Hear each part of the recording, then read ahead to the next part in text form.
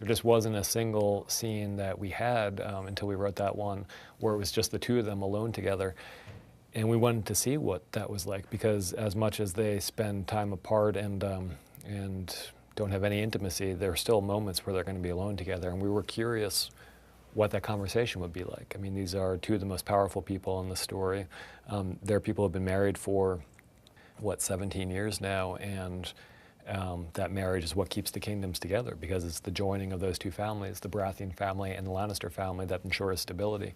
So what do they talk about when they're alone? And we didn't want it to be purely just a fight between them. We've seen them at odds before. We've seen them when there are other people around fighting. We understand that they fight a lot, but to have yet another fight just seemed kind of boring to us. So we were more interested in almost like a moment of peace between them. It's a very uneasy peace because they don't get along very well, and it doesn't end well. You know, there's a great deal of unhappiness between them. But at the same time, they're two very smart individuals, and they're two clear-eyed individuals in the sense that they're both very aware of the truth of their marriage. There are no illusions about the fact that this is a loveless marriage, that they've never loved each other, at least for Cersei's part, hasn't loved him since the night of their wedding.